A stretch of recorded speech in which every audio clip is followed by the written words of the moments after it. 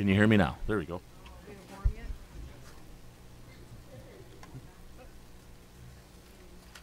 Hmm?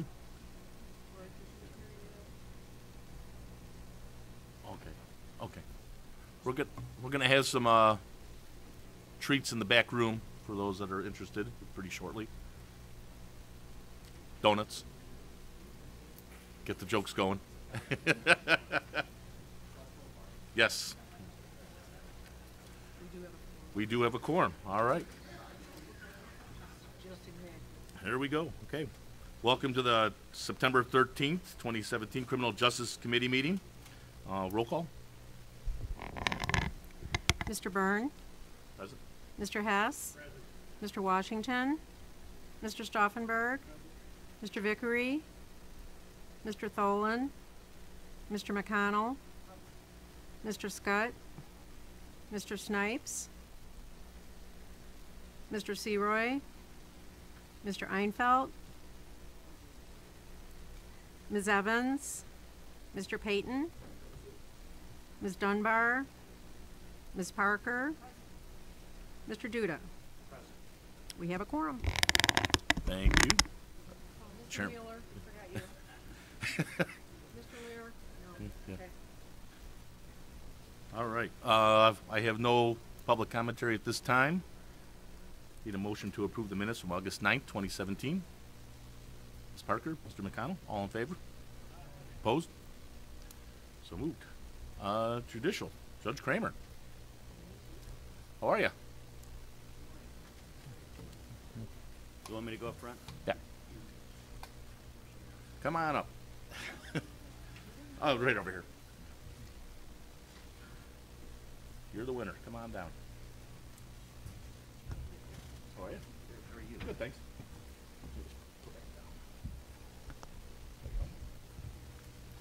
Thank you, Chairman. Good morning, everyone. It's rare that I attend your meetings because it's rare that something is out of the ordinary at the courthouse. Things kind of go along on their own way, and if I don't have anything out of the ordinary to talk about, I'm usually not here to report. Today I have a really good thing to talk about. You heard about it yesterday. The Veterans Treatment Court that our county has been certified by our state. It was the first certification of a Veterans Treatment Court in the state. We're very proud of that.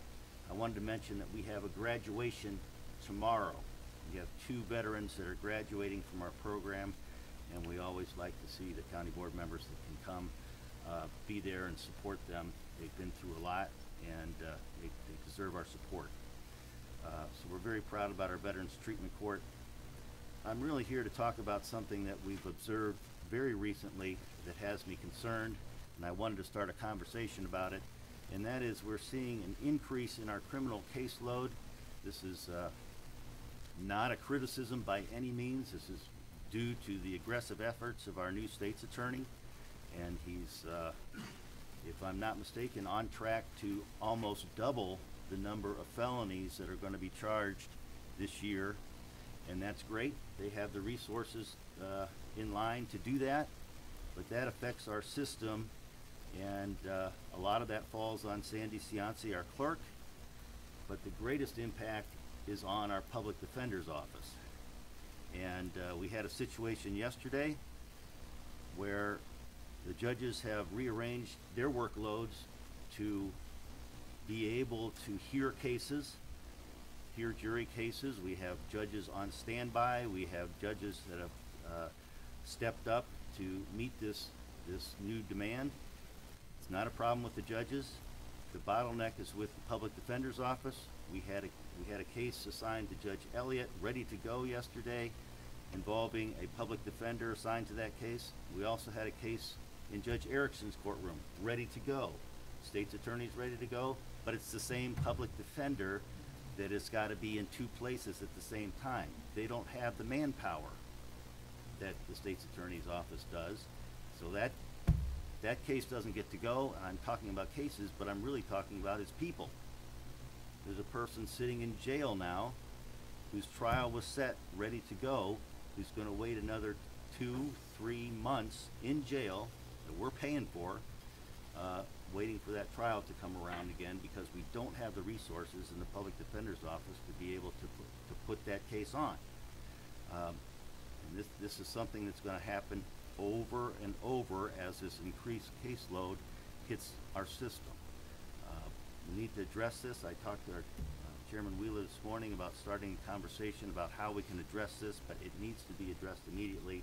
It's got me very concerned, which is why I'm here this morning.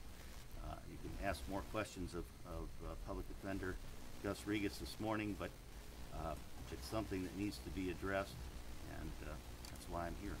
So thank you. I look forward to talking to you about this in the future, and it's going to be something that we talk about quickly. Thank you for having me. Have a great day. Any questions for Judge?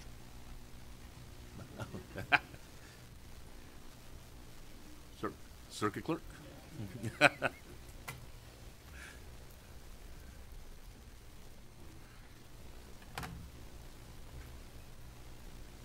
You have the Circuit Clerk's report in your packet. Need a motion to approve. Mr. Stauffenberg, second by, going once, going twice. Mr. Payton, all in favor? Opposed? Good morning. Good morning. So the regular report is nothing unusual, so I don't know if you have any questions on that. Mr. Duda, it's a, just so you know, it's a distribution report of everything that we've collected and then dispersed to all these different funds. So every line item on here is a fund that the money was collected on and sent forward. So if there's no questions on that, then the next page is the Harris & Harris report. Oh, I left the thing back there. The Harris & Harris report, it's a history. I'll let him finish. It's a history of what Harris has done when we started with that collection company.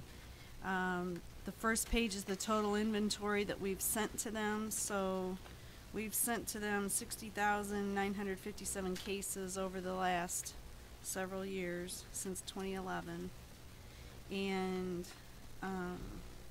that encompasses around $26 million. We've collected, on the next page, we've done a total recovery of $5,349,500 through those efforts. This last month it was a little slower because, well, the last couple months, because we've done a couple of other, the state's attorney's office has done a couple of other types of collections, and I got the report from their office. With the court call that we've had there, we've collected an extra around $60,000. And then Harris is also doing wage garnishment court calls. I think they've only had 2 right now, so they're still getting that ball rolling. I don't really have a good report on that. But the collection efforts have been increased, and as you can see right now, year to date, month to date, whatever, we've collected $900,000, which we're a little behind on the Harris side, but we've already accomplished another 60 with the court call that the state's attorney's office is doing, so we're a little ahead of schedule than last year. The iDrop cases are still moving forward too. iDrop is Illinois Debt Recovery Program through the Comptroller's Office in the state of Illinois. And what we do is, in conjunction with Harris & Harris, we send files to them. They take a section of files and send them off to the Comptroller's Office. They are able to collect the state income tax returns, and that's how we get our money. We just pull them right in. So if you look in 2015, we had a huge jump, and that was because that was the first year we had that. And usually the first year is the best year when you do a new program like that. So we're moving right along. Any questions? As far as e-filing goes, then I can talk about that. We are training in-house. We've been accepting civil cases in the L filings and civil cases in the CH filings. So what happens is law firms are emailing, well, technically emailing, they're loading it up, and we collect it through Tyler Technology, which the program that we have is Odyssey. So we've been collecting new cases and then other case filings for those two designations right now, while we can train the 3 or 4 people that are going to be doing that.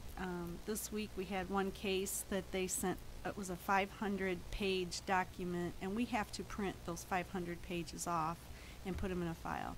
So our need for paper right now is going to go through the roof, and that's only with the 2 case types, and we have a dozen case types in the civil division. So once we get rolling and we open the floodgates with that, we're going to ask the legal community to start e-filing their files before, like in October probably, so that they get a chance to figure out how to do it, and we can slowly keep up with that.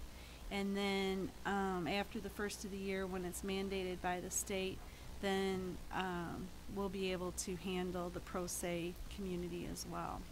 And then another community that it kind of dawned on us this week with the Sheriff's Department, we may need them to start with the civil process serving. You may have to start, e-filing those to us as well. So no, there's no fee. No, there's no fee.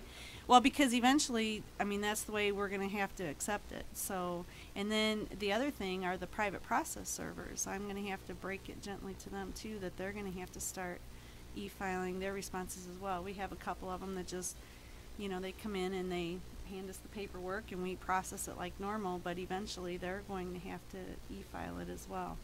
So, it's a big learning curve, but we have 2 that are doing it pretty well right now, and we're trying to train the other 2. We have a brand new person in the main office, so we can't throw too much at her because, you just never know when you walk up to the counter. It's like Russian roulette. You don't know what it is that the customer is going to need, and training is difficult. So we're getting there, though. Yep. Any questions, Mr. Stauffenberg? Chairman Sandy, I may be looking at this wrong, and maybe it's on there, but on the recoveries, is there any way of telling how much of this is uncollected? We've collected $901,000. How of what? Of what we sent? Yeah. Okay. Am I not looking at it right No, to figure no, that no. out? No, on the front page where it's the Harris logo is on it. If you look at the bottom, you'll see 2017 at the very bottom. We've sent 2,263 cases to them this year because. For a total of 1 mil? Yes. Yes. And And then out of the 1 mil, you recovered that already? Well, but here's the thing: you don't always know what. Mike, Steve. Even when we send a case to them, we could be collecting some. The returns could be any of the cases from 2011 to present. We just may have tripped over them at this point. So it's not a clean in and out kind of a thing. So you don't handle. Is this on? Yeah. You don't handle it year to year, so X amount is in recovery and you actually recover so much by each year? Do you break it down, or? Because I'm No. seeing 26 million, then we add up from 11 to present. Correct. And that's what we recovered, and that's how we get our percentage? Correct. Okay. Yeah. It would be a very complicated, thick report, I think, if we were to be able to dissect every, like wherever everything came from. Mr. Rowe. Mr. Duda, we, at a few months ago, we had a presentation with some numbers that Harris & Harris had provided, and I think, what was it, Sandy, maybe like 8 million of that 26 was actually collectible. Correct. A lot of it was beyond the statute of limitations for us to go in and sue over it. Some of the people were dead, some of them are incarcerated for life, and those are the ones that, one gentleman I think owes close to $500,000 or $1 million of that 26 million. So probably not a large portion of that is still collected. Correct. Is there a way, though, to have a column that says that? I mean, because otherwise my expectation is, okay, all of this is still in the game, And- I could see if there's a way that they could create that a you've written report. off because of Well, death, incarceration, or statute? Do it, you know, the debts that predate a certain year are the ones that are beyond the statute for us to go in and file a suit over to collect. Yeah, and the stuff prior, or since that date, is still technically collectible. Yeah. Okay, that's it, thank you. Thank you. Public Defender, Mr. Regas. You have the Public Defender report in your packet. Need a motion to approve. Mr. Washington, second by Mr. Stauffenberg. All in favor? Opposed? Motion passes. Hello, Mr. Regas, how are you? Good morning. So everybody has the report that I submitted for the month, and I've submitted one of those, you know, just about every month. I like those reports because they give me an up-to-date accounting of what's going on with my office. Also, you know, I can compare the statistics of the cases that my public defenders are handling against American Bar Association recommendations for excessive caseloads. And we want to keep that excessive caseload in mind because it's not only providing a lawyer for somebody, but it has to be a meaningful defense that we provide for people. And we don't want to, you know, it bothers me all the time thinking about some young kid getting sent to prison for 5 years that didn't commit the crime. So I think about that every week. We want to maintain those standards of professionalism. The American Bar Association sets those standards. I'm very aware of what those standards are.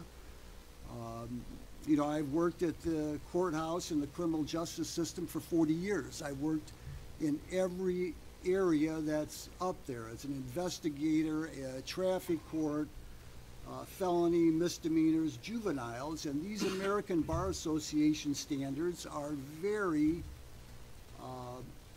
on point, and they're written by people who've studied the situation, and I feel that they are very aware of what's going on in the criminal justice system.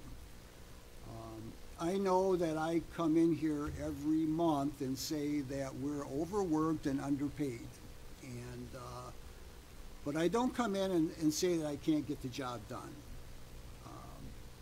However, things have changed recently, like Judge Kramer said, and we are faced with a situation where so far this year the state's attorney has filed more felony cases than he did in all of 2016. And it looks like felonies will be double by the end of the year. That means that our caseload in the public defender's office is going to be 2 times what it was last year.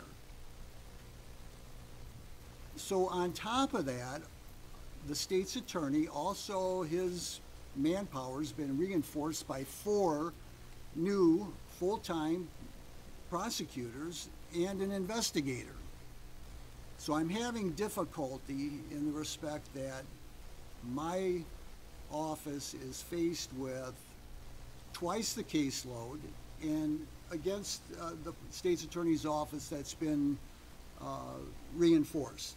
I feel that, you know, we need to do something, and it should be done quickly. I've met with Judge Erickson and Judge Elliott, who handle the criminal call, and I've met with Judge Kramer. We've talked about this in great detail. I think Mr. Rowe is going to even recommend today that we reinforce the public defender's office. And I'm not talking about, I'm not asking for 4 new lawyers to meet the 4 new lawyers in the state's attorney's office.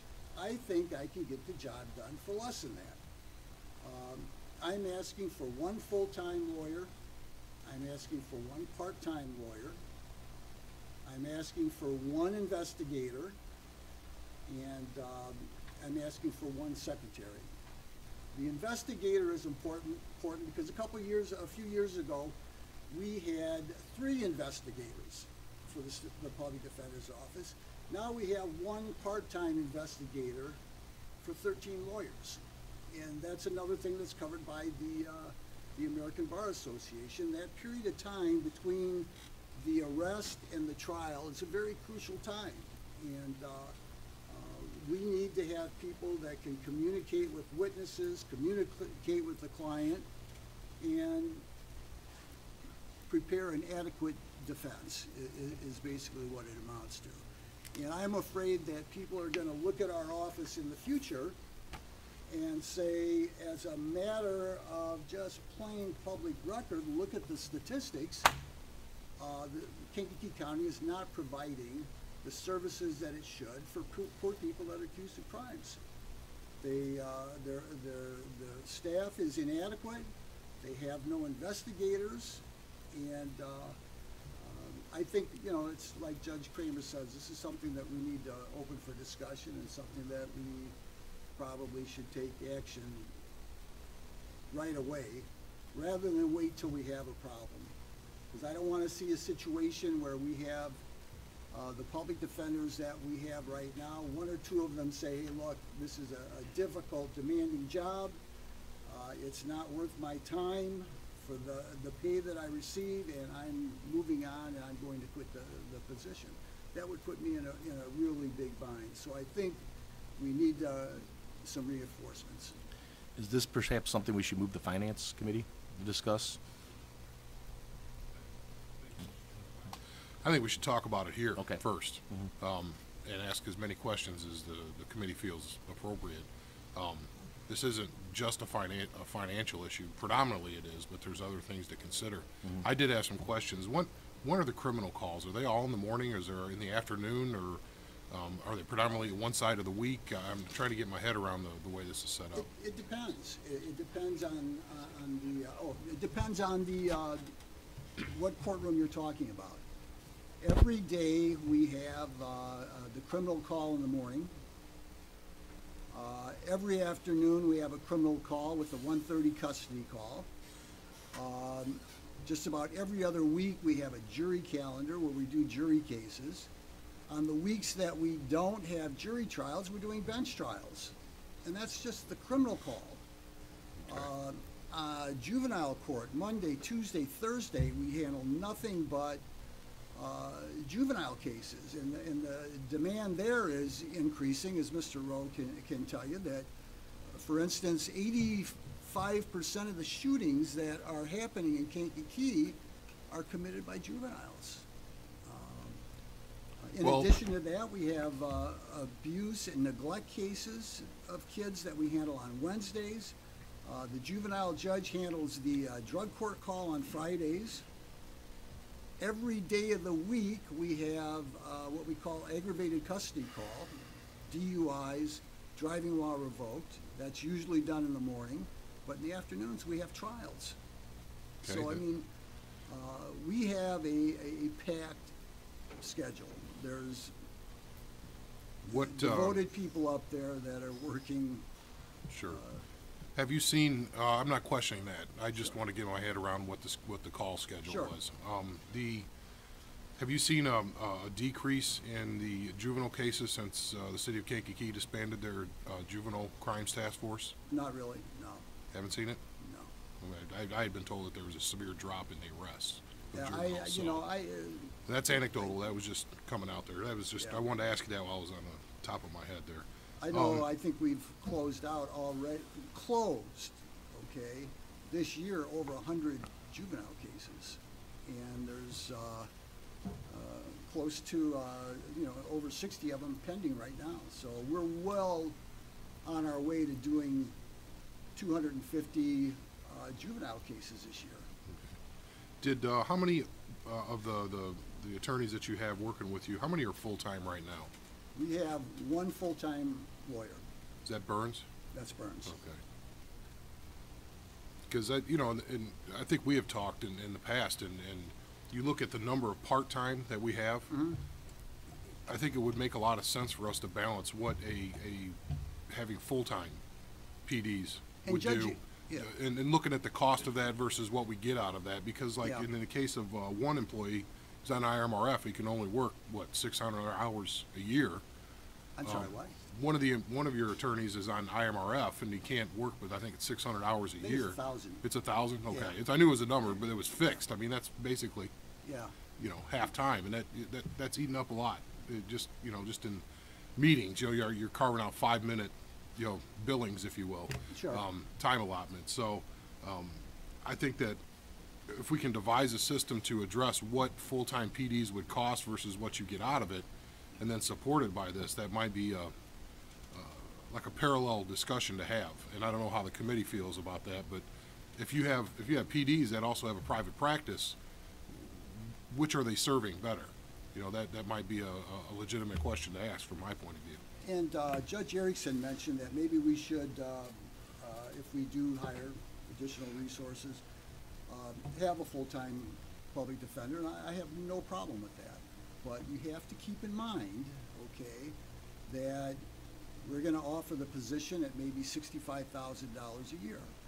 Okay, so what lawyer is gonna apply for that position, okay? I think that, you know, just for instance, the jail nurse makes $65,000 a year. All right? So you're gonna get somebody who is probably out of school, not a lot of experience, maybe coming from a different county with maybe some issues with regard to their you know, in the county that they're coming from. It's just to me that I have a hard time finding a lawyer for $65,000 a year that can come into my office and I can give him 2 murder cases, armed robbery, residential burglaries, right from day one, like Frank Estrella. Okay? Most of our public defenders are part-time because there is an incentive there. They only make $35,000 a year compensation as a part-time public defender. And yes, they have private practice on the side. And most of them, I would say, make an additional $100,000, close to $100,000 in their private practice. But it costs money to run a private practice. It costs approximately $3,000 a month to staff an office, rent space, secretaries, and you have to realize that when I get a part-time public defender like that, usually they're qualified. They're taking the job primarily because of the pension. Health insurance is an incentive, but you know, sometimes they spend 1 week will be more time than the next week. But overall, I can only expect 15 to 20 hours a week out of a part-time public defender. And to me, that is a bargain, okay? Because that is getting a lawyer for about $30 an hour, an experienced lawyer. If you look at other counties that compare to Kankakee County, Mason County, Kendall County, LaSalle County, they're all, well, for instance, Tazewell County. Tazewell is just like our population. We have a per capita income that is much lower than theirs. There's difference in demographics between the 2 counties. But they have 3 full-time public defenders and they have 10 part-time public defenders. So they operate basically on the same system as we do. And to me, I can get much more qualified people when I have a position for a part-time public defender. But I am willing to hire a full-time public defender, but I want to send out applications and see what kind of people I'm going to get that want the job. What would be a proper, like, salary that you would be looking for? Probably, I don't think, I think I could get by, find somebody full-time for $65,000. Then this whole package would cost $160,000 a year.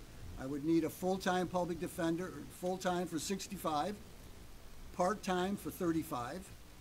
I need an investigator for 35,000 a year, and a secretary for 25. Plus the benefits, the insurance and the yeah. Mr. Stauffenberg? Oh, Thank you, Chairman. I like to make things simple for some reason, but what did it cost us for this gentleman to have to sit in jail again for 3 months because you couldn't take care of him the other day? Those type of things I need to know, because we could save money just by hiring somebody so that he doesn't have to sit in jail for 3 months. So is there any way of figuring out what's it costing us? Then it's easier for me to spend money to save some. You know, you'd probably have to talk to the sheriff about that.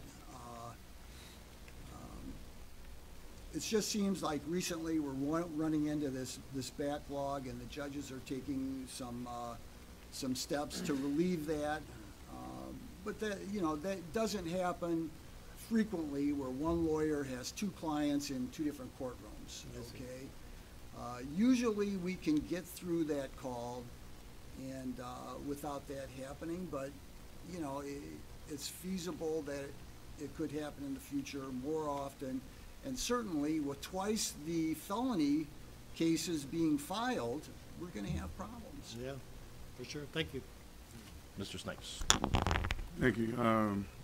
Speakers, before I can make a qualitative or even a quantitative decision as far as numbers are concerned, and I know you threw a hypothetical number at about 160,000, but I do definitely want to be a little bit more definitive in that before I recommend anything to a finance committee, that I have something before me where I can look at that cost, justify the cost, knowing that this is the cost, because initially in the beginning the cost starts at that pilot rate, but it then increases as we know contracts and everything else does or whatever. So the county has to look at that, look at the cost of the benefit, because the total package is what's going to wind up being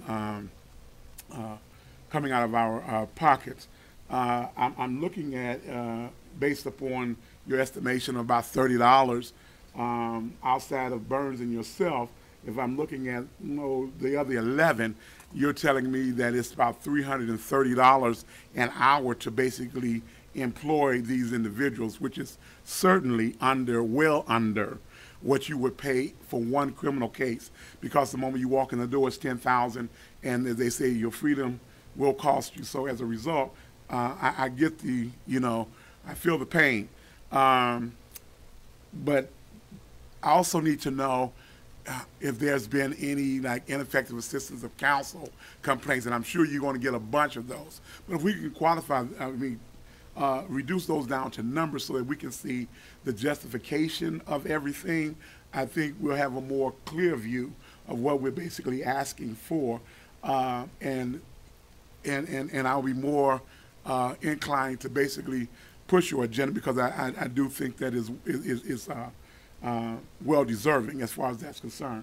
So, but before we can move it on, I know, and not to belabor, I believe that we need to have something on paper by the next meeting, so that we can at least look at the data and your research or whatever that justifies basically what you need, the cost of what you need, and then I can now move it to the finance committee, or the board can move it to the finance committee with some type of data and to look at, if that makes sense.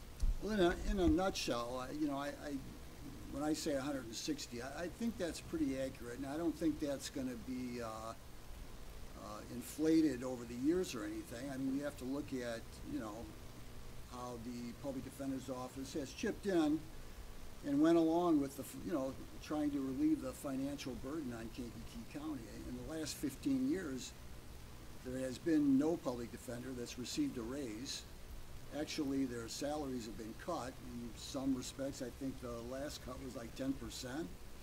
And we used to get $300 a month to assist the part-time public defenders to pay for some of their office expenses. That has been abolished. So, you know, I'm not planning on those figures escalating or increase over the years. I think, you know, based on our financial considerations in Kankakee County, that's going to be it. You know, if you accept that job, that's your pay until further notice. And Well, don't the ask for. initial, I agree, the initial may not increase, but I do know health costs is going to increase. and Oh, things okay, of yeah. that nature, so therefore, That's- there's going to be an increase from time to time. Yeah. That's what I'm looking at, so that's why I'm saying I need a data so that we can basically push over, and then we'll let them decide how to work the numbers. And I don't know if that's, you know, the increase in the health insurance is passed on to the employee or not, because it seems like, don't they pay more for the insurance that they did, I think? In the county case. Hang on, Mr. Chairman Wheeler? Yeah, the employee, thank you, by the way. The employee pays more, but so does the county, 75%. Okay. It's 35-25. So we pay more, as does the employee, but we get the disproportionate share of that. And to Mr. Snipes' question, $160,000 and higher is roughly $189,000 in cost when you start to add in what the actual cost of that is. And my only statement here is I think we need to have another discussion parallel to the other two, is do we give, basically, we have employees that do make $35,000 a year, but the cost of the health care for those employees who are already making $150,000 elsewhere is over $110,000 for part-time employees. Now, I know Everyone in the office? for everybody, if I counted everybody on this list, and I just Okay. used a flat 10,000, even though it's more, because I don't know who's got family and who doesn't. But if you add that number into that as well, so do we offer people who are making a decent clip of money a cookie that size? You know, because that is something that I think we need to consider. That 110 would go a long way. And maybe we say some things like, well, maybe it's 25-75. We pay 25 and the employee pays 75 to give them that access. If we start to flip it around a little bit, it starts to make a little bit more sense to me. You know, if you could 3 part-timers instead of the full-timer, that really alleviates so much stress from the courtroom. I think the judge would probably agree with that. But I just throw that out there. When we start to talk about the way we slice this up, I think the healthcare conversation needs to be part of it. Yeah. So. But just take, you know, for instance, you know, so many of the attorneys are involved in trials, but look at Frank Estrella, okay? He's one of the more recent hires. So far this year, he's done 1 murder trial, I think an armed robbery trial, and these are jury trials, and he and I are preparing to start another murder trial with regard to the fire that happened on Station Street. And you know, I think you have a grasp of this, Mr. Snipes. What would it cost to acquire a private lawyer to do that kind of work? I think $35,000 is just a drop in the an extreme bargain. And like I say, the incentive for them to take the job is the $35,000 and the health insurance. Oh, Mr. Washington first, then Mr. Duda. Do you have contacts or have knowledge of local law schools or not too distant law schools where you can maybe get some readout as to what the students, the student class is turning out? Because if you can contact the schools and find out say the level of enthusiasm with those graduating students, their enthusiasm should carry over at least for the first year or more for you to have ample abilities to deal with your cases. But I think it would be wise to make some contacts with the local schools. Yeah, you know, I understand what you mean, but there's a problem there in the respect that I don't care how smart the law student is or how smart the young attorney is. It's much different reading from a book and standing up in a courtroom in front of 12 people trying Yes, to. of course it it's is. just, it's a different world.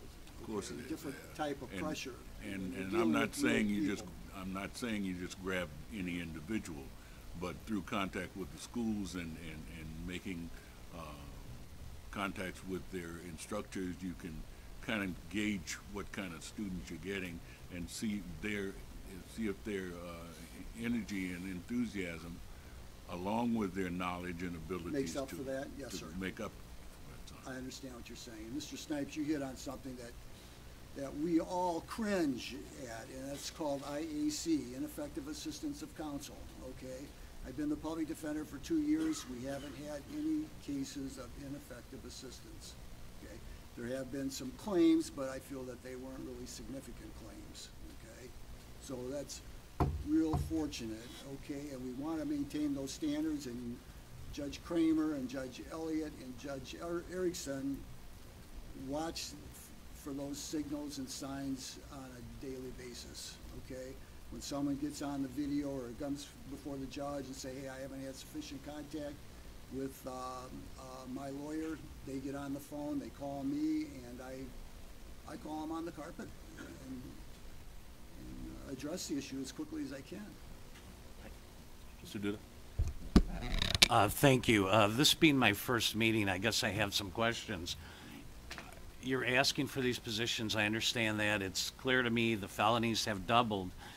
Something to just keep in perspective, you know, in the hospital world, we cycle into the flu season, and every nurse and doctor who works in a hospital want 1,800 more people because we all live on that day that's a crisis kind of thing. Sure. And we remember that.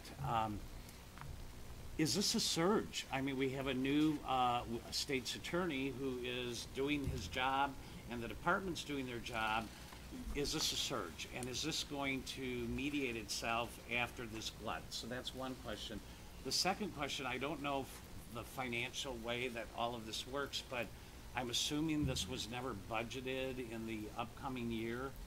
This is asking for non-budgeted people. Yes, sir. And if it truly is a surge, to hire full-time people and then have to go terminate them when, you know, the dollars aren't there, I kind of like the part-time if we're even going to consider this. But I think we need more data. I agree with Mr. Snipes. I don't want one public defender having 2 cases at the same time. That's egregious. How many times does that happen? You said not a lot, but I think Right. that's something you should absolutely track as part of your numbers. Yeah, this isn't a surge. I keep, you know, records from previous years. In 2014, the Public Defender's Office handled 460 felonies. In 2015, it rose to 592. In 2016, 637. And this year, 2017, will probably be over 700. Do you think, Mr. Rowe? Over 700 felonies. So this is, you know, not a surge. This is a pattern, a trend that we feel is going to continue in the future. Ms. Evans? Unfortunately. I know this is kind of a vague question, but historically, Gus, is there, out of, say, those 700, what would be the ratio that is going to have to come from you, that they don't provide their own I think the defense? Public Defender's Office does about 80% of the criminal call. And I'm sure misdemeanors as well. Yeah, On top of across that. the board, yeah. I'd say at least 80%, wouldn't you, Mr. Rowe? Unfortunately, poor people account for the majority of the cases that we have. Mr. Reinfeldt? Mr. Einfeld? Yes, Gus, what would be the full caseload, misdemeanor and felony? Do you have an idea? It's like this, we have 13 people on the ground as far as the Public Defender's Office goes, okay? 4 of those people are not in the felony misdemeanor court call. We have, one of them handles the aggravated traffic. Another handles, regular traffic, and he handles the, what we call JA cases. Another, Rebecca Salini handles juvenile cases, and the last person is doing post-conviction cases, appeals, okay? So in those courtrooms, 300 and 309, which are criminal cases, the felonies and the misdemeanors, we have 9 public defenders, okay? The American Bar Association recommends that a public defender should do 75 felonies a year or 200 misdemeanors, okay? I can show you from the statistics that I'm keeping that the majority of those 9 people in our criminal courtrooms will handle 80 or more felony cases plus an additional 100 misdemeanors. So I mean, we're over the recommended limits of an excessive caseload, but I feel we can handle that, okay? I complain every time I come here that we're underpaid, overworked. It's a demanding, difficult job, thankless job being a public defender. We're always trying to fight that that misconception that we're overworked and we don't care, okay? But what I'm facing now, it's a situation where I don't see relief from it, and that's why we want to address it soon. In the neighborhood of getting to be 700 felonies a year, how many misdemeanors would you have to guess? Oh, the misdemeanors would.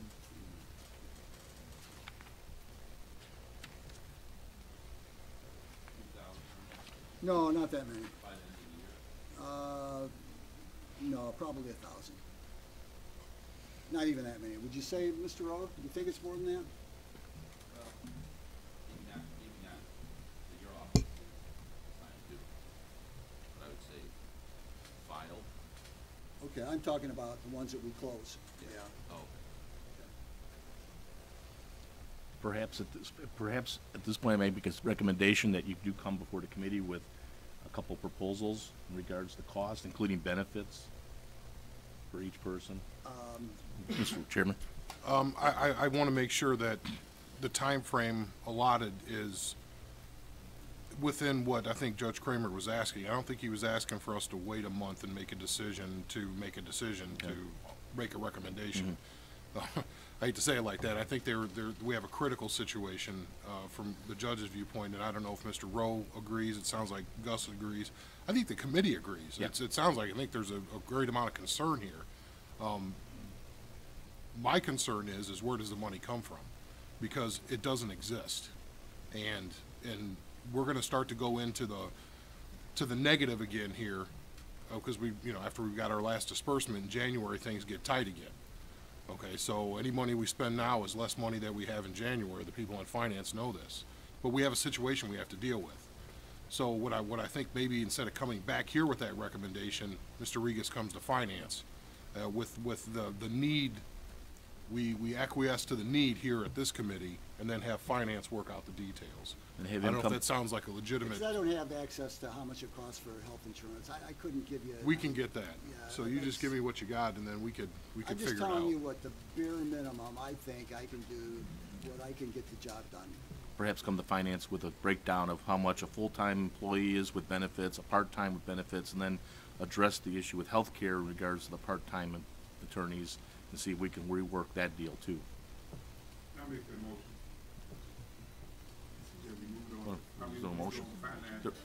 No, this wasn't an agenda. That, to basically justify what you basically need, so I will make a motion that we move it on to finance. Oh, the agenda, it's not on the That agenda. way you have to discuss it further there. Not on the agenda. Oh, it's not on the agenda? Yeah. We can head nod it. We Yeah. can You can head say- nod it. yeah, So yes. finance, put it on the agenda for finance, that Mr. Regas will come before the committee and we can have a breakdown of his needs, the cost of the needs, down to the penny. That way we know, times are tough. This month, yeah, we want to do it this month's finance committee, definitely. Mr. Vickery? Thank you, Mr. Chairman. I don't have 16's numbers, but I do have 15's numbers.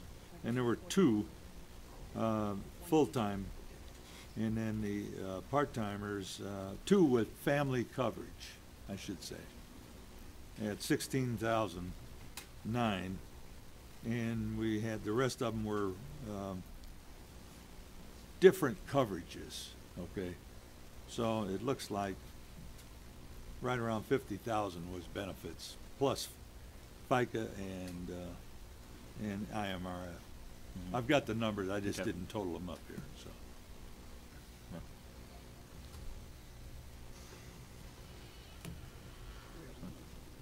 No. We can't do a motion, it's not on the agenda. Any other questions for Mr. Regis? So we'll come before. Okay, thanks, If you everybody. can bring a breakdown of what you need, and we can work with Chairman Wheeler in finance and figure out what the Okay. dollars and cents are. All right. Thank you. I have to excuse myself, I have an appointment at 10. Bones will take over. Thank you. I'll be at Woodville by 10.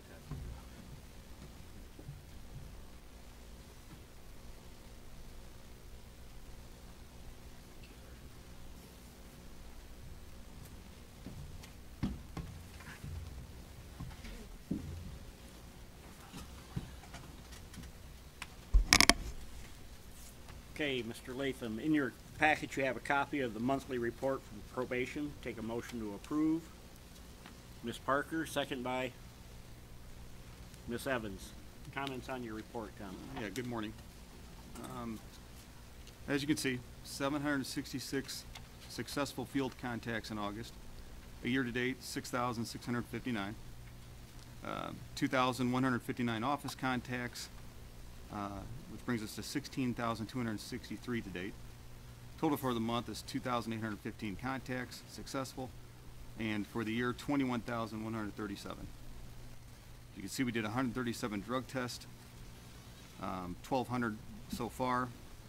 And in the juvenile world, we screened 33 juveniles for detention, detained 18, and we currently have 18 in custody. 15 are at River Valley, 3 here at Jerome Combs, and currently have 23 minors on home confinement or curfew. Just hitting the stats the totals I usually hit every month. If there's any questions. Questions on his report? Mr. Duda? Screens, do they all come back positive, negative? No, not. Is it 50-50 or? No, there's a higher rate of positives.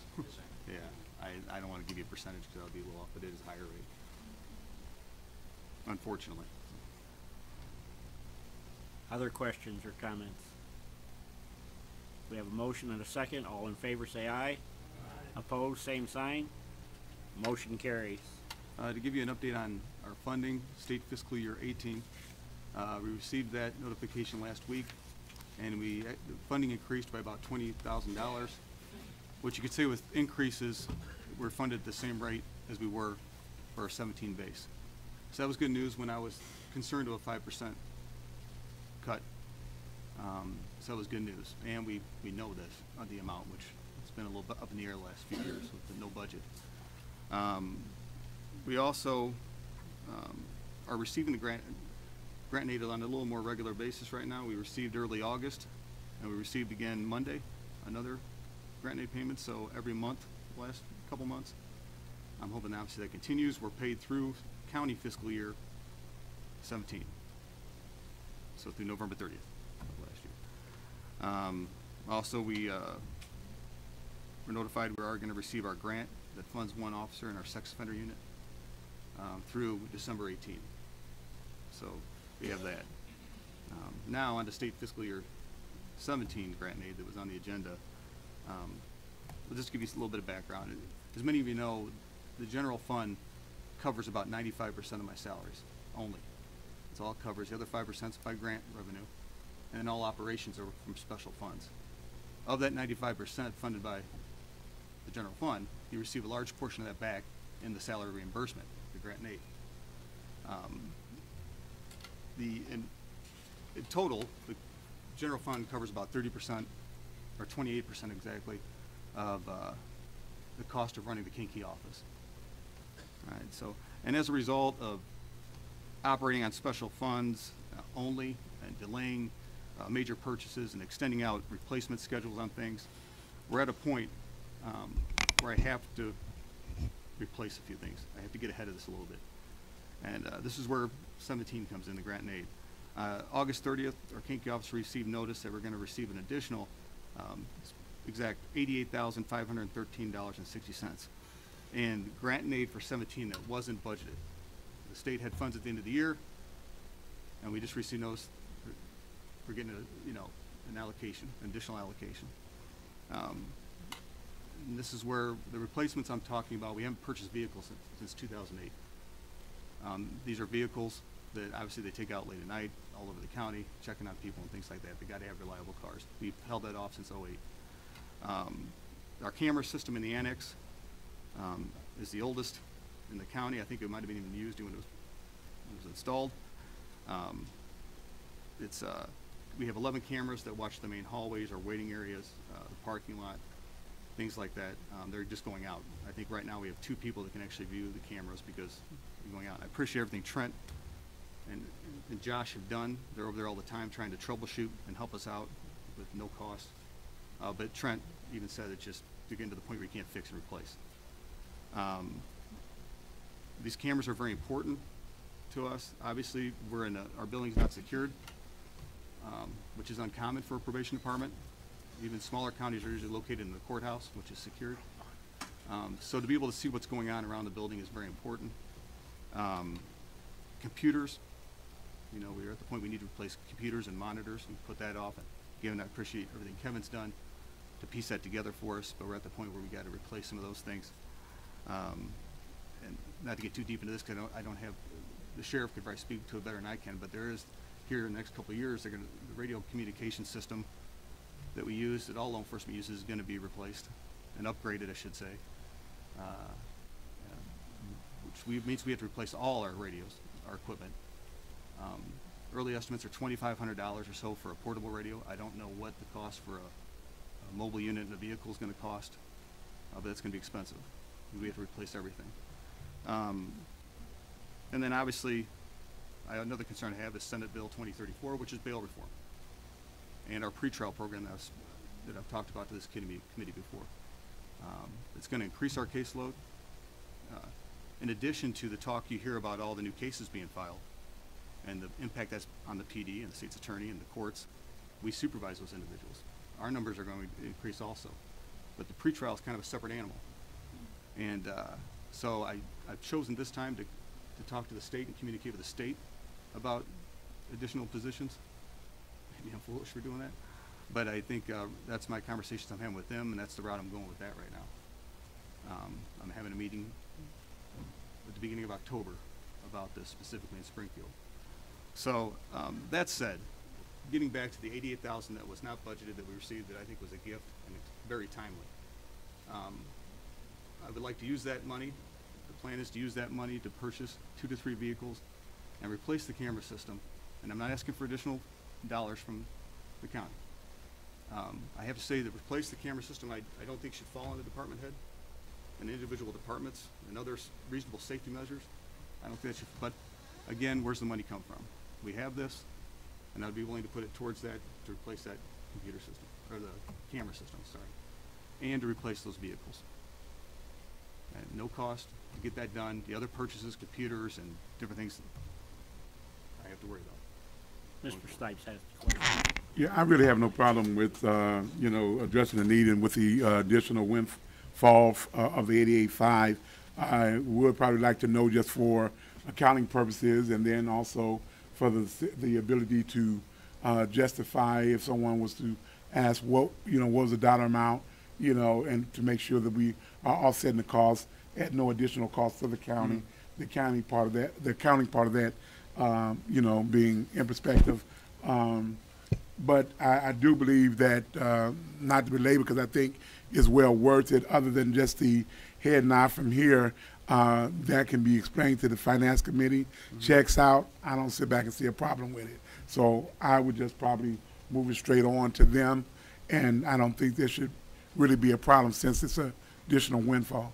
Okay, I appreciate it. Like I said, it's going to be offset by the additional allocation. I spoke to Andy about this. Obviously, I meet with the chief judge on a regular basis to talk short and long-term financial issues, and we've discussed this. So I think it'd be a great use of that money, and it was kind of a nice surprise. Mr. Wheeler. Thank you, Mr. Chairman. I did, to let the committee know, I spoke to Tom about this, and we were trying to get the safety grant to take care of the cameras, and there wasn't enough left in there. So because we hadn't bought the batteries for the defibrillator machines yet, so we've got to replace those on an ongoing basis as well. So my commitment, if there's anything left in there, we'll use it towards this as well. We'll allocate, whatever's left for this on the camera side. And just so the committee knows, there's no possible way of shifting that $88,000 over to the public defender's office to pay for new TVs. Just want to make that clear. No. So some people may not get that, but especially if you're watching at home. So I guess I have a question for Kevin.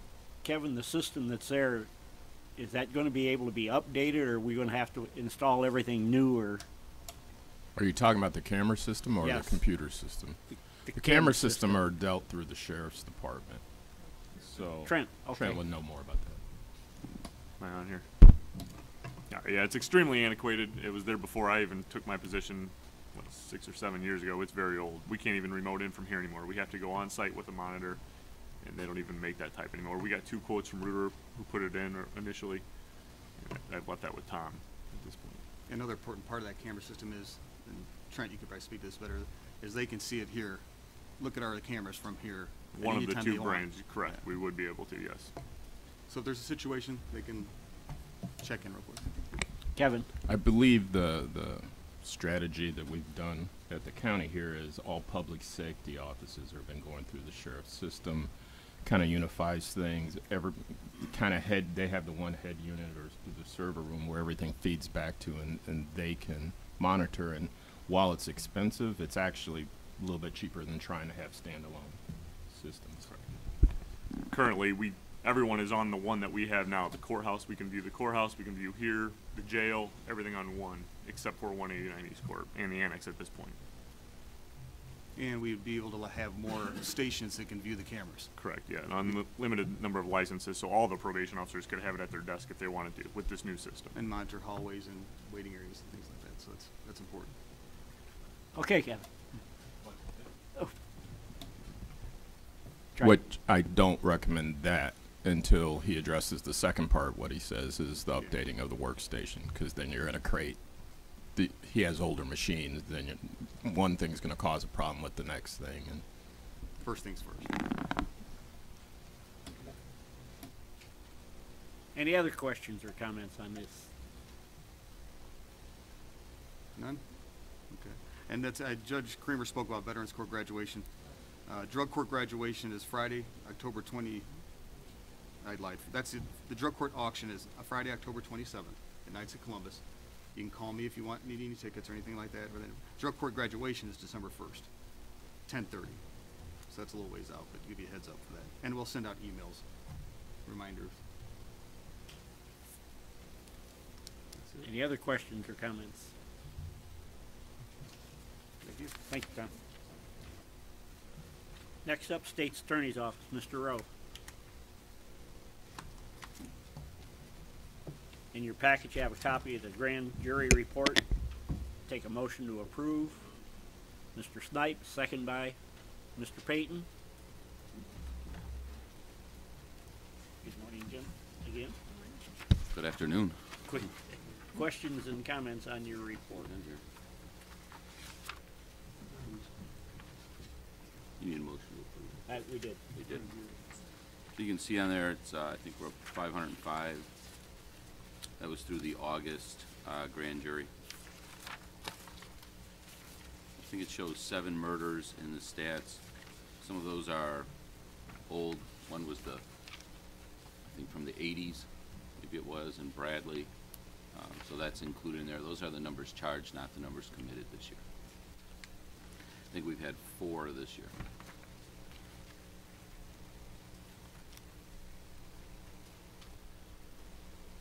Questions? We have a motion and a second. All in favor say aye. Opposed, same sign. Motion carries.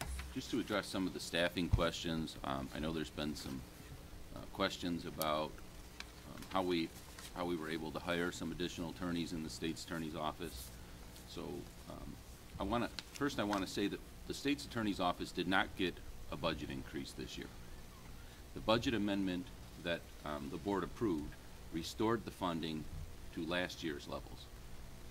Restored it. Initially, when I took office, there was $700,000 allocated. The last year's budget was $858,000. It restored it to the $858,000 amount. So we didn't get an increase.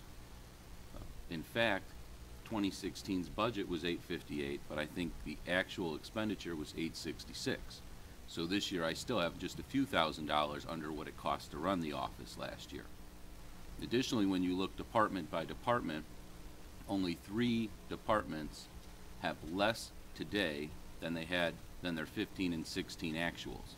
And that, I believe, is administration, probation, and the state's attorney's office. So there hasn't been some influx of funding into my office. What we've done is initially we cut a lot of the costs that we thought were unnecessary. There previously was an administrative assistant position to the state's attorney. We cut that position. That saved about $35,000. Moving out of the courthouse, when the board approved that, that saved some money. I mean, moving back into the courthouse, I'm sorry. We got rid of the 2 state's attorneys' vehicles. That allowed us to move some money that was being spent on gas and maintenance and repairs on those vehicles back into putting personnel in the courthouse. With the sheriff and Trent's assistance, we renegotiated our Lexus or Westlaw contracts. We went from Westlaw to LexisNexis. That cut thousands of dollars a year off those services and gave all of law enforcement countywide access to a program called Accurant. And so even though now we're getting more services under that contract, it's still costing us less, saved a lot of money. We got rid of a lot of the non-essentials in the office. You know, you were paying for coffee service, water service, subscriptions. All that stuff was cut out in December. So, you know, those are small expenses, but it all adds up over time. We signed up every attorney with NEMERT, which is Northeast Multi-Regional Training Association. That's so we could get our attorneys in for free trainings so they can get their CLE hours without having to pay for all of those trainings and seminars. We had our office certified as a CLE provider. That allows us to do in-house trainings and give those attorneys credit for those hours. So again, we're saving money there.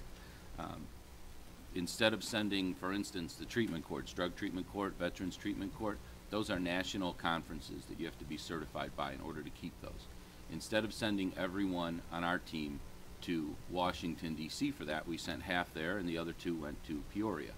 In the future, all of our attorneys will be going to the Peoria conference. It's much cheaper, it's shorter in time, but it still satisfies those certification requirements so we can keep the treatment court. So you save a lot of money like that.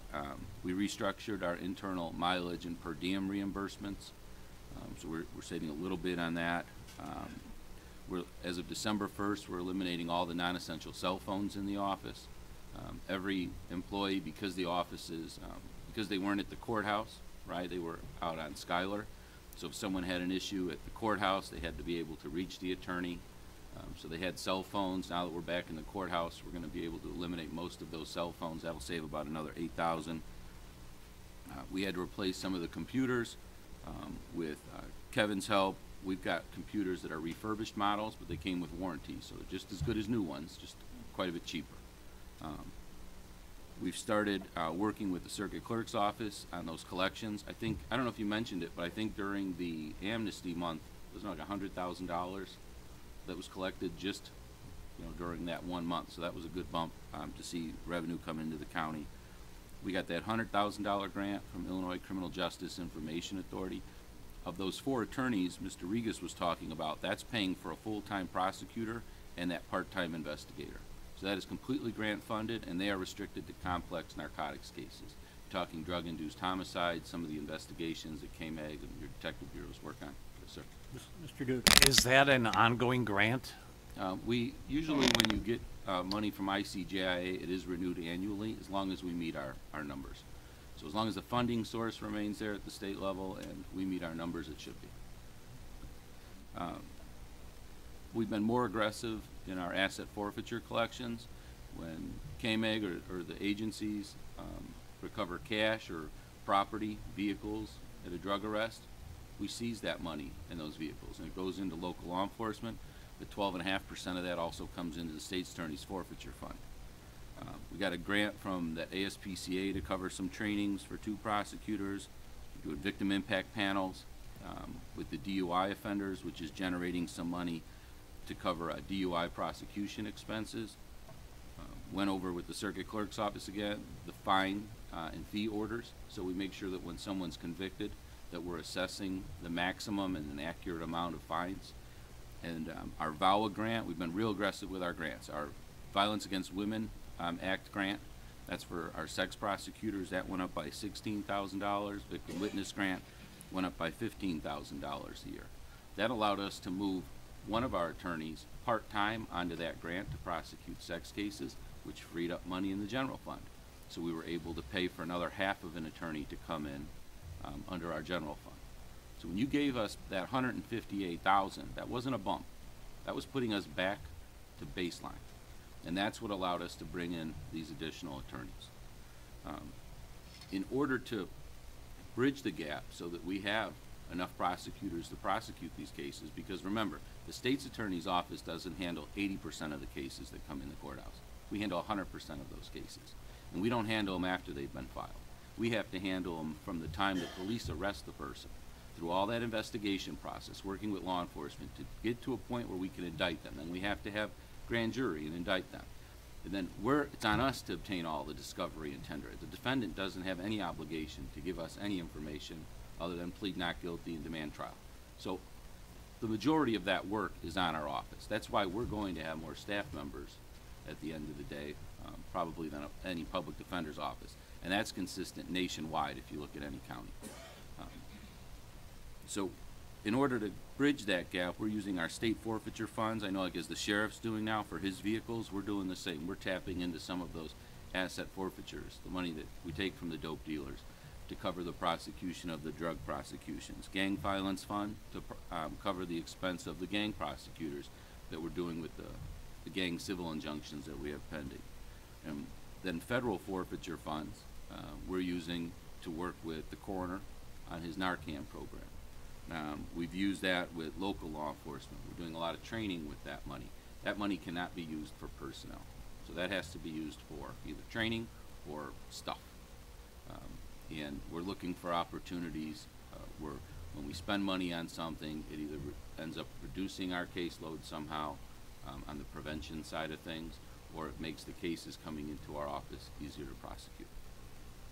So I wanted to clarify things that is, like I said, there's not this influx of money coming in the state's attorney's office. We're just doing more with what we have because we're better leveraging the funds, I think. There aren't many funds available for a public defender's office. There's just not a lot of grants out there to help people get out of jail. But at the same time, as much as Mr. Regis's office has an obligation to make sure that those individuals obtain a fair trial and are adequately represented, so does our office. We don't want to ever put an innocent person behind bars. When we obtain a conviction, we want to have confidence in that conviction. So I think it's important that the board realize, you know, there is a need there. I don't know what the need is. I'm not familiar with how that office runs or their caseload. When Judge Kramer says there's a need. When Mr. Regis says there's a need, you know, I believe that.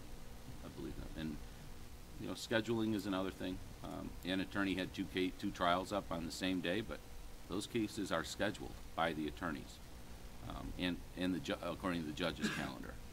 We have the same situation sometimes. An attorney may have 2 cases. The other day we had one attorney, she had 8 DUI trials up the same day. We manage it. Some of them go, some of them don't.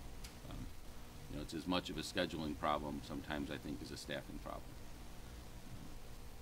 So does anyone have any questions about Mr. Dugan. Being new, I'm going to take advantage of it, and then I'll shut up for the rest of my term. 2 things. I Robert's applaud. been here how many years? He doesn't hesitate. I applaud all of the grant writing. Who does your grant writing? Who's getting these grants for your office? Teresa Willis. Oh, wow. Wow. I applaud her efforts. Second thing is semantics, sir. If you got one budget and they gave you more. I'm not sure last year's budget has anything to do with it. I'm used to zero budgeting, and so maybe you did get more if your original budget was X and the county gave you more. It was giving you what you used to do, but I think everyone, what I'm hearing, is doing with less, so you got a little bit more. Yeah, It's semantics. in this instance, there was no budget. That was the problem. The past state's attorney didn't submit a budget. So while he spent $866 and he was budgeted $858 for the prior year, no budget was submitted. So the board just had to pick an arbitrary number, and they picked 700. Yeah. You're good? Any other questions, Mr. Stauffenberg? Thank you, Chairman.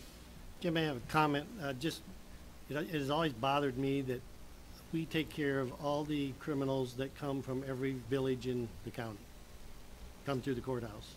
And the only, to my recollection, the only money we get from that town would be a booking fee. Is there any way to tap, Mantino sends you 5 people, can we charge them? No, the taxpayers are already paying for that, and their county taxes. That's I we're already figure that's what leveraging it's that. taken care of. If we started to now charge fees, that'd almost be like double taxing, taxpayers in those communities. And I don't believe that the law allows us to do that. I think we're already doing that. But there are warrant fees, there are warrant fees, booking fees, but I'm not sure there's Yeah. anything more. Thank you. Sandy? We do collect circuit clerk fees, though. If you look at, it's broken down, so we do get a portion of any case, and it does get dispersed to the general fund. Those are from fines and fees at the time of conviction. Fines and fees, and it's also the civil cases, too. So the circuit clerk's general fund does receive money from every single case that in civil, and then anything that's collected from criminal, because we don't always collect that money.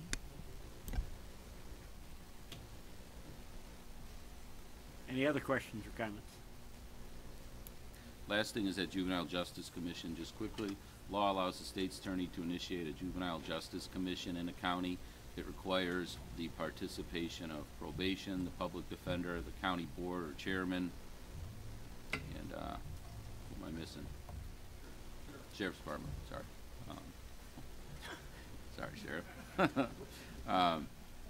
So everyone has agreed to participate in that. My hope is that that commission initially at least can focus its efforts on one issue, and that's truancy prevention. We don't see a lot of people come into our courtrooms in 300 or 309 that have high school diplomas or college degrees that are being charged with serious or violent crimes. So there's something to be said for lowering recidivism rates once people are in the system and keeping people out of the system. I think it comes back to keeping them in school.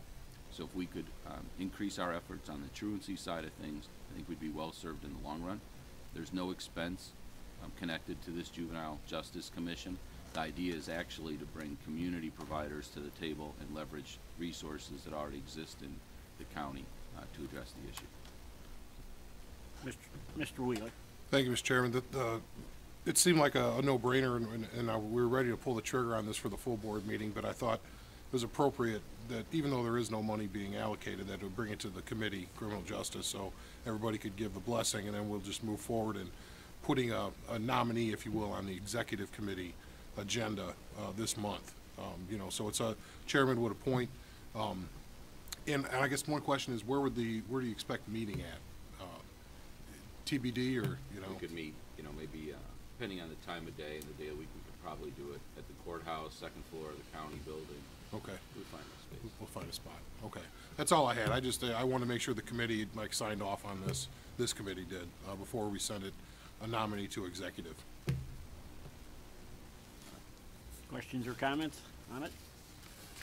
Do you have to vote to approve that or not? Yes, it would take a motion. Take a motion? Yeah, it's on the agenda. Mr. Duda, second by Mr. McConnell. All in favor, say aye. Aye. Oh, hang on, Mr. Snipes. Didn't get out fast. You kind of deserve it. Wow. Good evening. Good evening.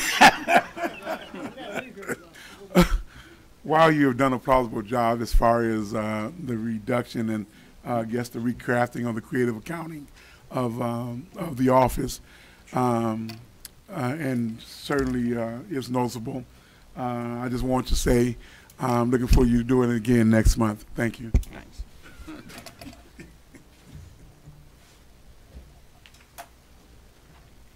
In your packet, you have a copy of the coroner's monthly report and a copy of the coroner's monthly receipts of money. I'll take a motion to combine and approve them.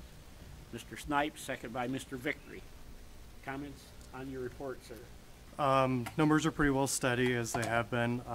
There's no question this will be our busiest year ever in terms of calls, autopsies, and unfortunately expenses also. So that's about it on that. What's that? I'm good with this. Okay. Any questions or comments for the chief deputy? Have a motion and a second. All in favor say aye. Opposed, same sign. Motion carries. Couple things. First of all, welcome Mr. Duda to the committee. We look forward to working with you, and you're more than welcome to come to our office anytime for a tour or see an autopsy if you can handle it, or anybody who wishes to do so. Wanted to thank Mr. McConnell. We finally got our morgue fan issue fixed. He engineered the solution to that, and Brian Gabois was here. I don't know where he went, but thank you to maintenance also for their help doing that. It's working great, and the doctors are really happy with it, so thank you. We had a significant expense last month. We ordered body bags. We were getting pretty low on our supply, about a $6,000 expense that we had to do. However, we were able to get a net savings of $792. So while it's not a significant amount of money, it's money saved. We contacted Iroquois County and asked if they would be interested in purchasing with us. And by bumping up the numbers, we were able to negotiate a lower rate in those, what we pay per bag. So good savings. It's money, quite frankly, the county doesn't have, and it's taxpayer money, so it's always good when we can save that. Overdose-wise, we're up to 41 overdoses. I did training on Monday with a representative from Riverside at Moments PD. We trained all the Moments officers, the St. Anne Police Department, and the rest of the Grant Park police officers. So we're just about done wrapping up all of those trainings. The good part about that is that my salary and Bob's salary, when we do that, and our mileage to those meetings, we can reimburse the county for those out of our grant money. So again, those are some added receipts that we can add to the general fund, and it's not going to be enough to fund a public defender or anything like that, but any amount helps probably.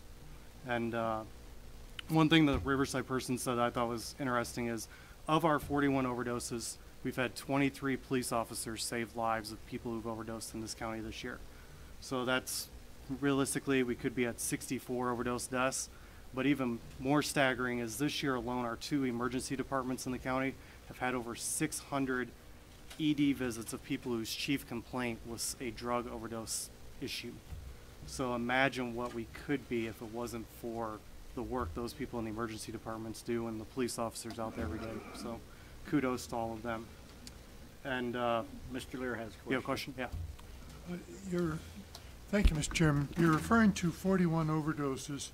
On the report I'm looking at, I'm seeing one place where it talks about 33 Correct. overdoses. Right.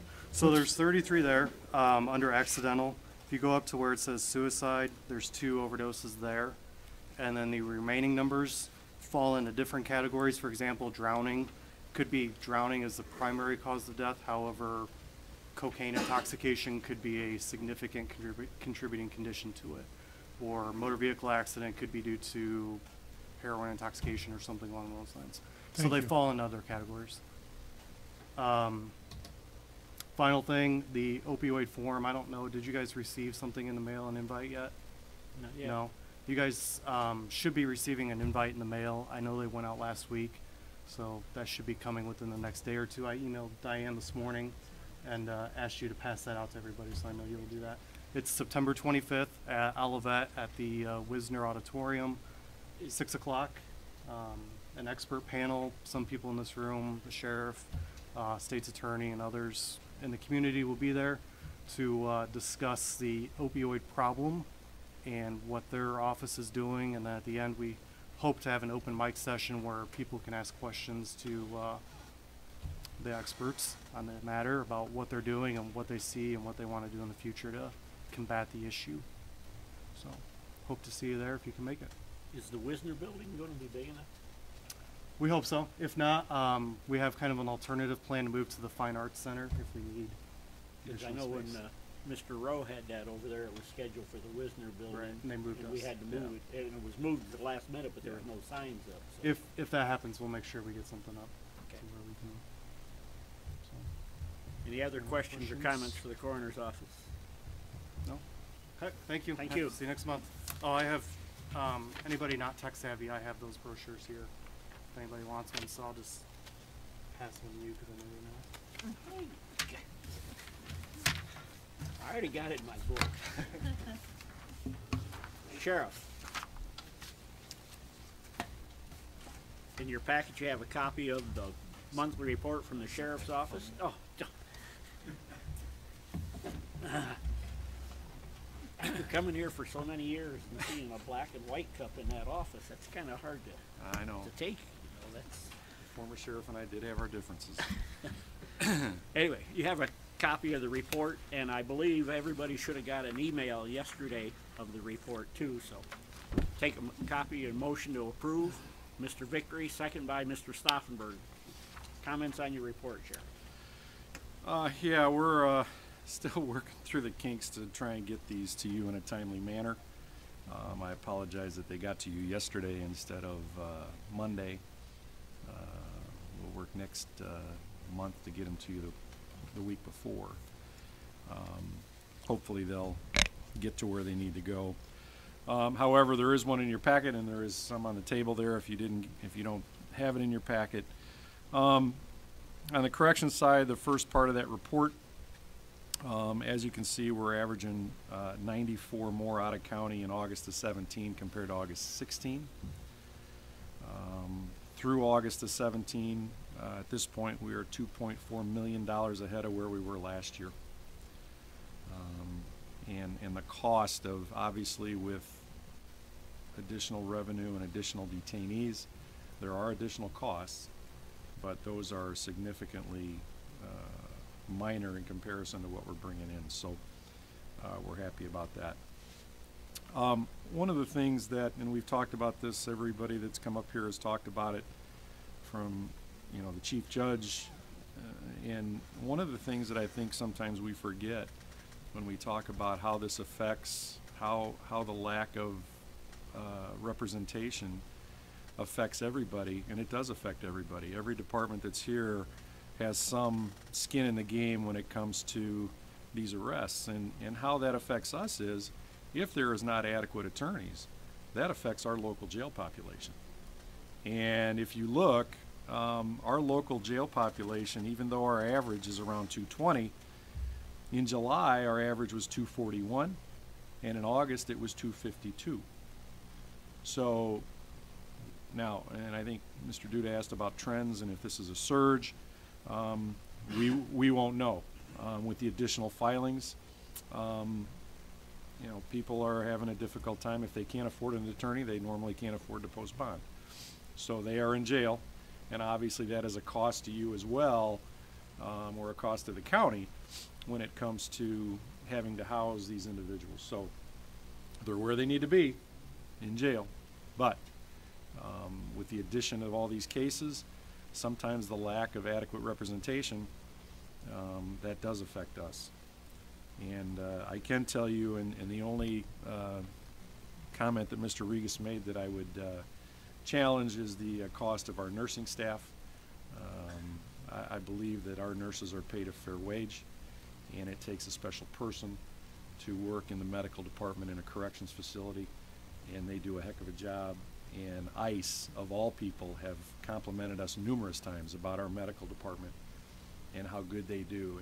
And obviously Gus was certainly not taking a swipe at anybody. He was just trying to make a comparison. But just for your information, I think it's imperative that you know that medical, as I've talked about before, the important things for ICE are medical, safety and security, and recreation. So We meet 2 of those, and we'll talk a little bit about the third one a little bit later. So on top of that, on our sworn side, you can see that our traffic tickets have virtually doubled from last year. Our guys are out there trying to enforce traffic laws, writing citations, trying to keep our roads safe. Having not been out there for the last few years, you know, people get used to not seeing a police officer out on the road. And so as our citations have increased, doubled, also our fatals are staying relatively the same for now. And again, that's going to be a timing thing where the more we're out there, the more people slow down, and maybe we prevent some future fatalities. And that's obviously our goal, is safety on the roads. We did have we did conduct a traffic detail, and what we're starting to do is we're starting to target complaint areas where people are calling saying these people are flying by, and we did just on Monday, in fact, as everything was happening in Bourbonnais at Brickstone with an armed robbery, we had 3 officers out on overtime in an area out in St. George. And for 3 hours, they wrote 19 citations and had an arrest. So it was a successful detail. What we did out there is we put on St. George Road, we put our traffic control device that shows your speed as you're driving by. That was out there for a few days to let people know that, you know, how fast they're going. And I think some people look at that thing and see how high they can get it. However, after we take it down, then we'll go out and patrol. And I think the public needs to be aware that if you see this out there somewhere, that's what we're doing. I mean, we're seeing how fast people are going, and we want to stop it. And we're going to write tickets. And it's not about revenue. It's about safety.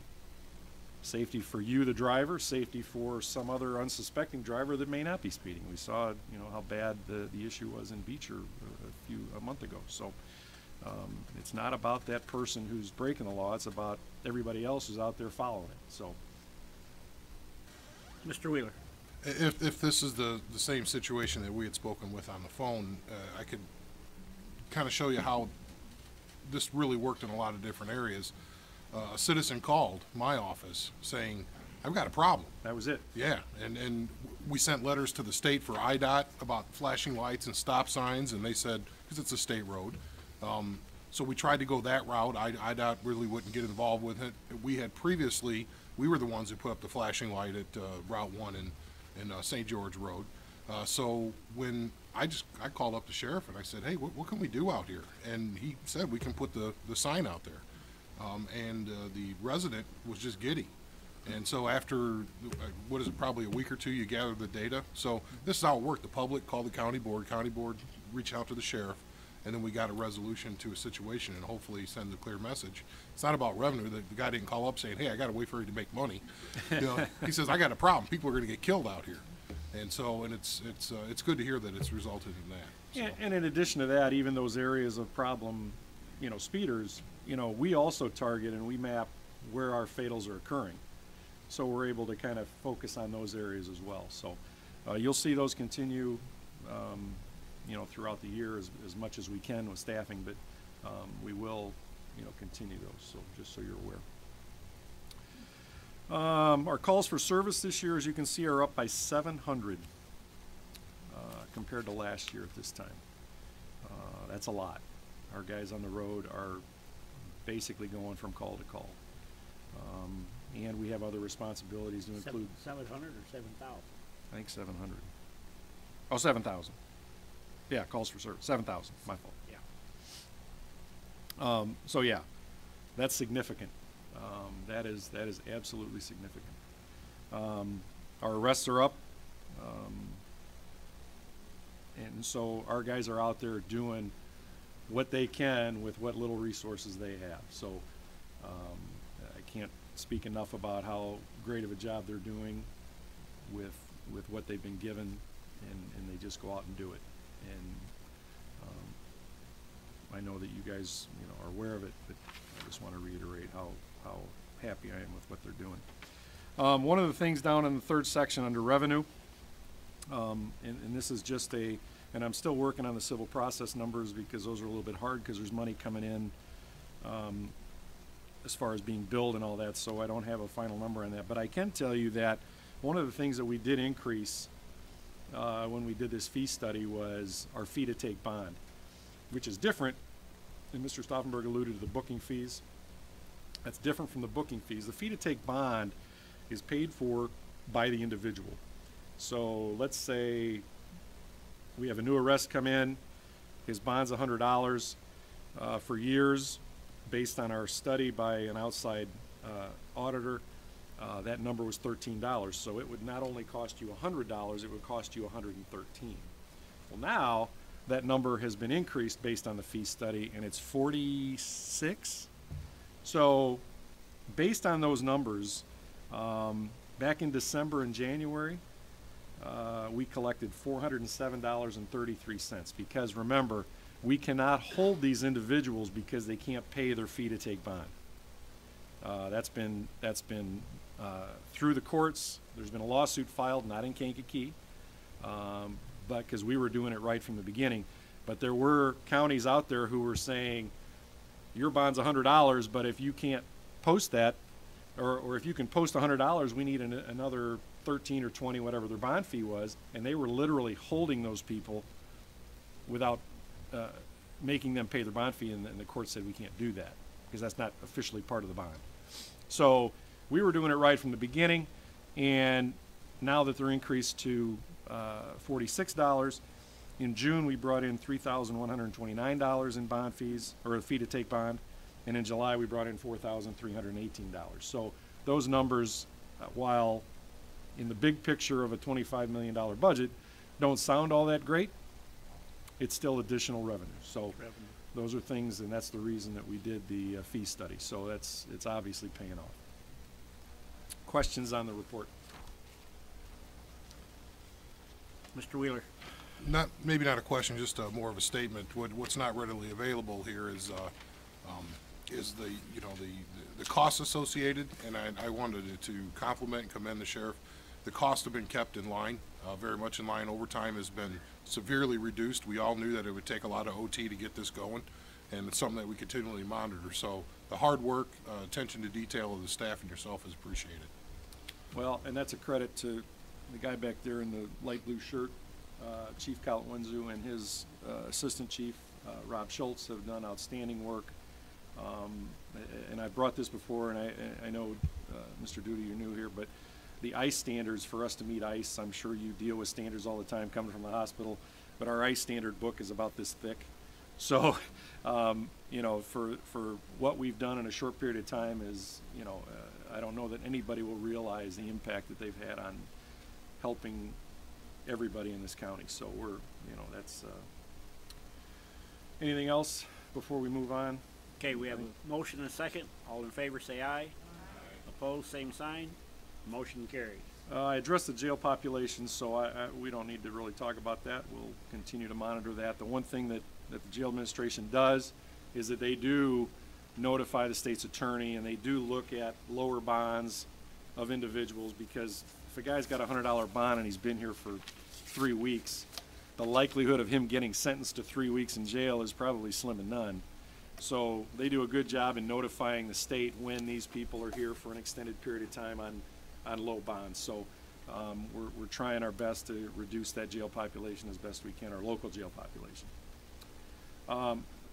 Outdoor recreation.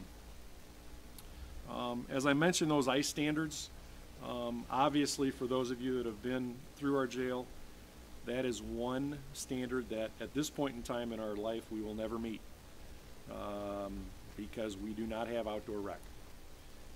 As I mentioned before, ICE focuses on they focus on three important things, obviously the standards of this, but you know, safety and security, medical, food, well, 4 I guess, and outdoor rec.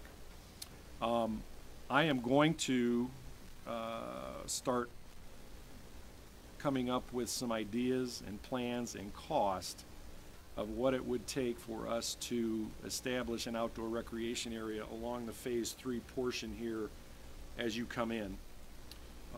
It doesn't have to be outdoor rec, does not have to be baseball fields, football fields, and everything else. It's just got to be outdoor. They just have to see fresh air. So I think doing this eventually, I think would make us much more attractive to ICE. And they know right now that, you know, we are unable to meet that.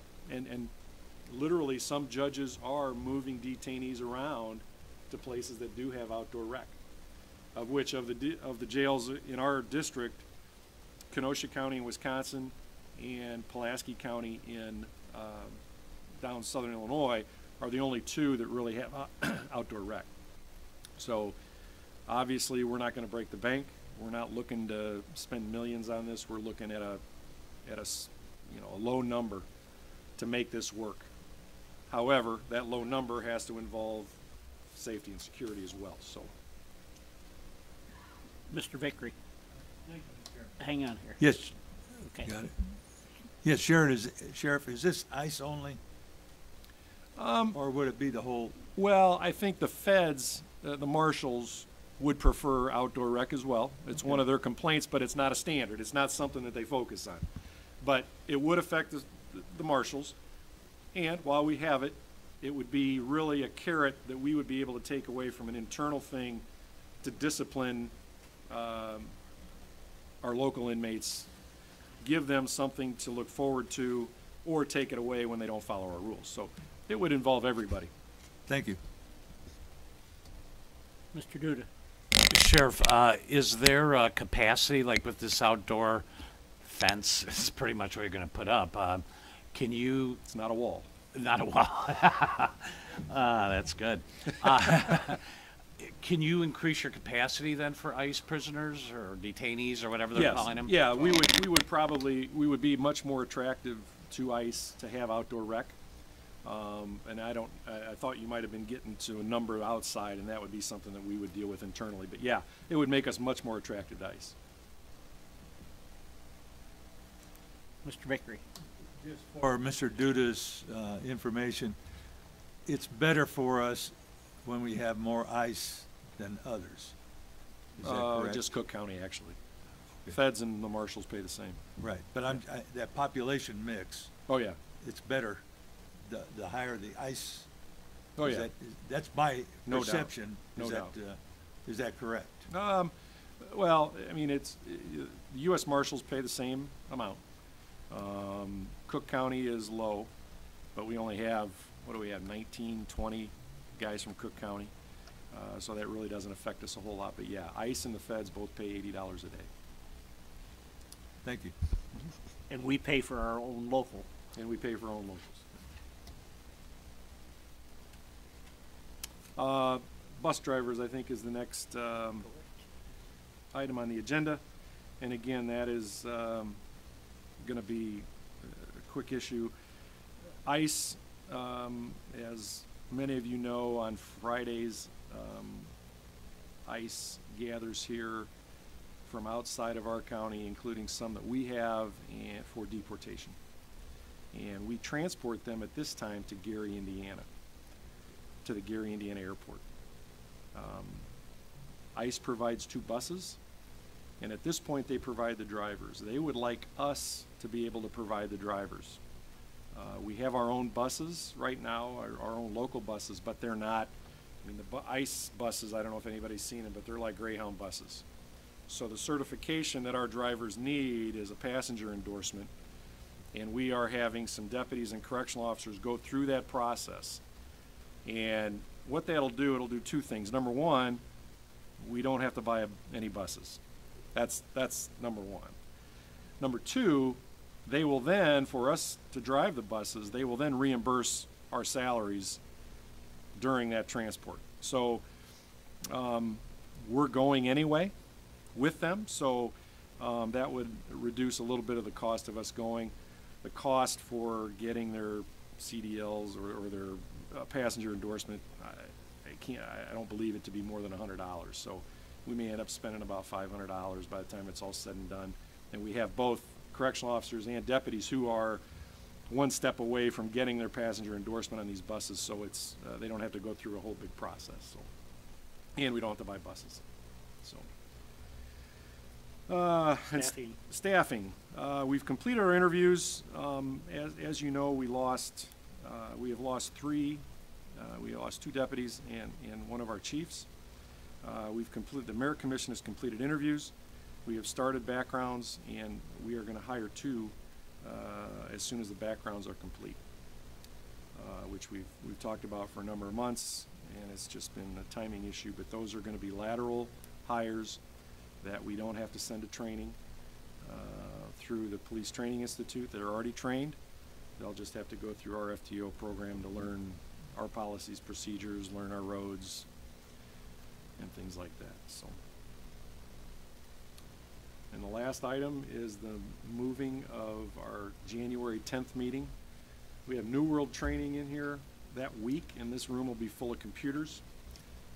So if we can, I probably keep the date the same and maybe move it over to the county building at 7:30 instead of here. That's up to you guys, or we can move it a different day in here. It's a different week. It'd actually be a different week. Chairman, I don't know, Brian, do we have issues with the time in the morning at the county building? 7:30? We can open up at 7:30? There's no issues there? Okay. We'll just move it over there for the one time. Yeah, that Keep makes the schedule sense. the I mean, same. Keep the Okay. date the same, and yeah. We just need a reminder, if you will. We'll put it on the schedule, and then Okay. we'll send out reminders. We have the reminder right here. Diane's right here. Well, we She's gotta writing it remind down her. right now. And one other item that I have that's not on the agenda, but I just want to bring it to your attention. For those that pay attention to ICE and the issues affecting ICE, our governor signed Senate Bill 31, which was the Trust Act, which there's a lot of interpretation out there. One of those interpretations was that we would not be able to house ICE in Illinois. And the way we interpret it, and I say we, myself, Mr. Rowe, who left, we don't interpret it any different than what we're doing now. The issue becomes when somebody's arrested on a local warrant and we find out while he or she is in custody that they are illegal, we technically under Senate Bill 31 cannot contact ICE and say, you need to put a detainer on this guy. McHenry County actually has done that, and it's right here. It was in the Tribune on September 9th, for those of you that have access to that. McHenry County Sheriff sued for not releasing immigrant detainee under the law. We have not done that, so at this point we're still clear, but again, I think there may be some language out there, some hearsay information out there that's saying we can't house ICE, and that's not true. We can still house ICE as long as they come from the Chicago ICE office, which is where we get our detainees. On the local charges, yes. Yeah, and what they did with this guy is they didn't allow him to post bond. He had a $500 bond. His bond showed up to post, and they said, no, you can't post your bond. And he was arrested on a misdemeanor domestic battery. I mean, I have my own thoughts on whether domestic battery should be a misdemeanor or not, but it is right now. So, and they've had 2 other detainees do the same thing where they've tried to post bond and McHenry wouldn't let them. And the sheriff, to his credit, is trying to, I mean, this is something that just got passed. So it went from the governor signing it to doing it now. We didn't wait till January 1st. It's immediate. So the sheriff, to his credit, was making sure that he didn't want to release somebody that shouldn't release, and then you end up on CNN or Fox News. So, that was to his credit. So, anyway, that's all I Any got. other questions or comments for the sheriff? Moving on, new business, order of succession. Before you go, Andy, I'll say one more thing, and it's really to Mr. Duda and Mr. Kinzinger, who's not here, but we'll invite him too. If you ever want to come in through the jail, our sheriff's department, ride with our guys, give us a call. Some board members have chosen to do that, and I think it, gives you a clearer picture as to what we're doing here. So, you're welcome. Thank you, everybody.